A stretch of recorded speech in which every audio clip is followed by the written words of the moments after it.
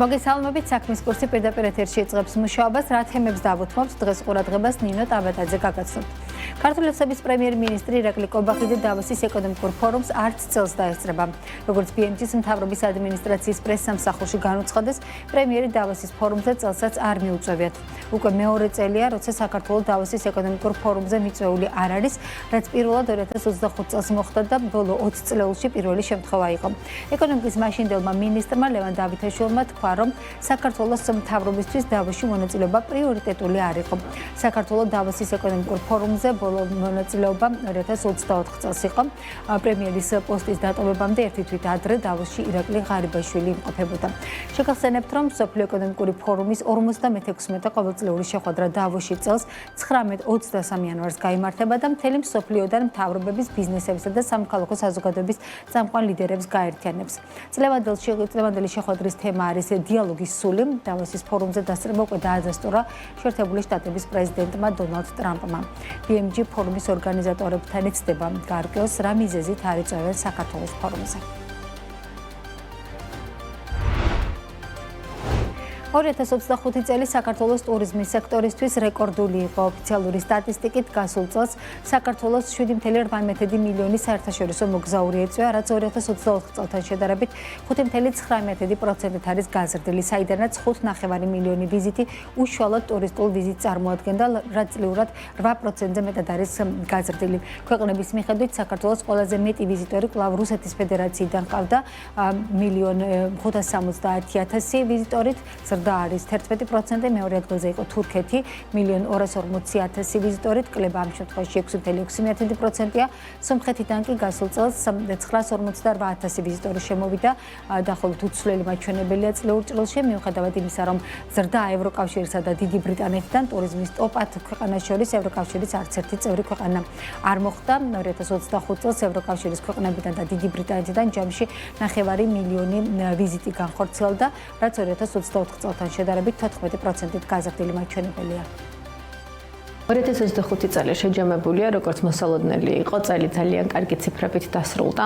ჩვენ წლის დასაწყისში ვარაუდობდით, პროგნოზი იყო, რომ ძალიან წარმატებული წელი იქნებოდა, სწორედაც ასე აღმოჩნდა ნამდვილად. ზრდა გვაქვს თითქმის ყველა ჩვენი სტრატეგიული ქვეყნიდან. აღსანიშნავია ის ფაქტი, რომ ტურისტული ვიზიტების ოდენობამ გადააჭარბა. წლევანდელი წელი იყო რეკორდული რამდენიმე მიმართულებით, მათ შორის ევროკავშირის ქვეყნებიდან ვიზიტორების მიმართულებით, ასევე აღსანიშნავია საუდის არაბეთიდან, ისრაელიდან, ბრიტანეთიდან უპრეცედენტო ოდენობა მოგზაურების საქართველოში ჩამოსვლის შესახებ, რა თქმა უნდა, ძალიან დიდი როლი აქვს ამ ყველაფერში. პირდაპირ ფრენებს მომავალი წლიდან 2026 წლიდანაც აქტიურად იგეგმება ახალი ფრენები, ახალი მიმართულებები და სიხშირეების დამატება და ტრადიციული მარკეტინგული კამპანიები, რომლებსაც მუდმივად ტურიზმის ეროვნული ადმინისტრაცია სამიზნე ბაზრებზე ახორციელებს. 2025 წელი იყო გამორჩეული, ძალიან დიდი ოდენობის მარკეტინგული კამპანიები 32 ქვეყანაში ჩატარდა და შესაბამისად შედეგებიც არის სახეზე.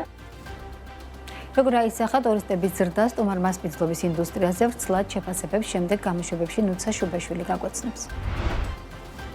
კვიდრებაზიანის ახალი აეროპორტი 2031 წლიდან დაიწყებს ოპერირებას, განვაგრძობთ ADP ჯგუფთან თანამშრომლობას. ეს განცხადება გუშინ ეკონომიკის მინისტრმა მარიამ ქრიმიშვილმა გააკეთა. როგორც ცნობილია, გუშინ ტავ ჯორჯიასთან საქართველოს მთავრობამ აეროპორტის მართვის ხელშეკრულება გაახანგრძლივა და განაცხადა, რომ თბილისის აეროპორტის განვითარებაში კომპანია 150 მილიონი დოლარის ინვესტირებას განახორციელებს. აქამდე მოქმედი შეთანხმებით ტავი თბილისის საერთაშორისო აეროპორტის ოპერატორი 2027 წლის ჩათვლით უნდა ყოფილიყო. ტავ ჯორჯიას გენერალური მენეჯერის თია ზაქარაძის განცხადებით 2007 წელს გახსნილი თბილისის საერთაშორისო აეროპორტის ტერმინალი რენოვაციას საჭიროებს. ტერმინალის რენოვაცია ბიზნეს მგზავრების მომსახურებისა და კერძო ჩარტარებისათვის განკუთვნილი ახალი სივრცეები, თვითმფრინავებისათვის სადგომი, ეს იქნება ამ პროექტების ჩამონათვალი, რაშიც თია ზაქარაძის განცხადებით მომდევნო წლებში 150 მილიონი დოლარის ინვესტიცია ჩაიდება. ეს ინვესტიცია ითვალისწინებს როგორც ტერმინალის რენოვაციას, ასევე ითვალისწინებს დამატებით ინფრასტრუქტურას და ყველაზე მნიშვნელოვანი, რაც შეიძლება გამოვყო ამ პროექტიდან არის, რომ ბიზნეს გზავრებისთვის და ბიზნეს სერვისებისთვის აბსოლუტურად ახალი სივრცე იქნება, 3-ჯერ უფრო დიდი ვიდრე დღეს გვაქვს და ეს არის ძალიან მნიშვნელოვანი, ასევე კერძო ჩარტერებისთვის, იმ ადამიანებისთვის, იმ ბიზნესმენებისთვის, რომლებიც საკუთარი თვითმფრინავით გადაადგილდებიან. კონტრაქტი გაგრძელდა 2031 წლის ბოლომდე. ეს ნიშნავს იმას, რომ ასაფრენ-დასაფრენი ზოლი არსებული რაც გვაქვს, 5-6 წლით აბსოლუტურად საკმარისია იმ ტრაფიკისთვის, იმ ავიაკომპანიებისთვის, იმ რაოდენობისთვის, რაც ჩვენ გვაქვს და გვექნება უახლოესი 5 წლის განმავლობაში. შეწყვეტს თუ არა ოპერირებას ვაზიანის აეროპორტის აშენების შემდეგ არსებული თბილისის აეროპორტი, ასევე რეალურად არსებობს თუ არა ახალი აეროპორტის მშენებლობის აუცილებლობა. ანუკა ჯოხაძე ცდილობს კითხვებზე პასუხების მიღებას, რომელსაც შემდეგ გამოშვებებში გაგიზიარებთ. 1 აპრილიდან ფერმერებისათვის წყლის მოხმარებაზე ახალი ტარიფები ამოქმედება. სემეკმა საქართველოს მელიორაციის მიერ გაწეული მომსახურების ტარიფები უკვე დაადგინა. თუ აქამდე 1 ჰექტარზე საირიგაციო წყლის გადასახადი 75 ლარს შეადგენდა, ახლა ტარიფი იზრდება, დიფერენცირებული ხდება და ამასთან მორწყვის სიხშირეზე იქნება დამოკიდებული. კერძოდ, ერთწლოვან კულტურებზე გაუმრიცხველიანებელი მომხმარებლებისთვის 1 ჰექტარზე მორწყვის გადასახადი DGG-ს ჩათვლით 116.5 ლარი იქნება, მრავალწლოვანზე 102 ლარი.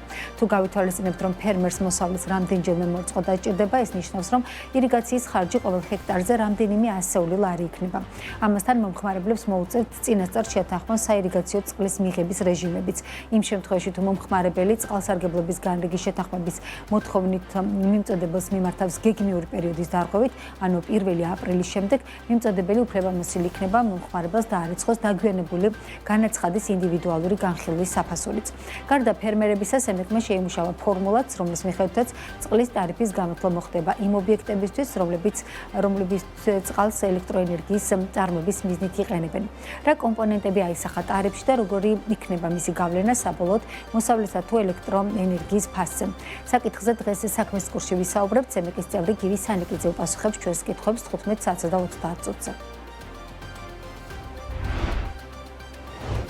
სოკარმა ავსტრიასა და გერმანიაში აზერბაიჯანული გაზის მიწოდება საქართველოს დერეფნის გავლით დაიწყო. სოკარის ინფორმაციით 2026 წლის იანვრიდან გაზის სამხრეთის დერეფნის ევროპული სეგმენტის ტრანსადრიატიკული მილსადენის მეშვეობით აზერბაიჯანულ გაზს ევროპის სხვა ქვეყნებთან ერთად უკვე ავსტრიისა და გერმანიის მომხმარებლებიც მიიღებენ. მთლიანობაში აზერბაიჯანული გაზი უკვე 16 ქვეყანას მიეწოდება. აღსანიშნავია, რომ ევროპაში ტაპის მეშვეობით აზერბაიჯანული გაზის მიწოდება 2020 წლის 31 დეკემბრიდან დაიწყო. ტაპის საწყისი სიმძლავრე წელიწადში 10 მილიარდი კუბური მეტრია, თუმცა მისი 20 მილიარდ კუბურ მეტრამდე გაზრდაც იგეგმება. დღემდე ტაპმა ევროპას 54.3 მილიარდი კუბური მეტრი გაზი მიაწოდა. 2025 წელს აზერბაიჯანმა 51.5 მილიარდი კუბური მეტრი ბუნებრივი აირი მოიპოვა. გაზის ექსპორტმა კი სულ 25.2 მილიარდი კუბური მეტრი შეადგინა. აქედან 12.8 მილიარდი კუბური მეტრი ევროპაში გავიდა, 9.6 მილიარდი კუბური მეტრი, მათ შორის 5.6 მილიარდი ტანაპის მეშვეობით თურქეთმა მიიღო, 2.3 მილიარდი კუბური მეტრი მიიღო საქართველომ, ხოლო 0.5 მილიარდი კუბური მეტრი გაზი სირიაში იყო მიწოდებული.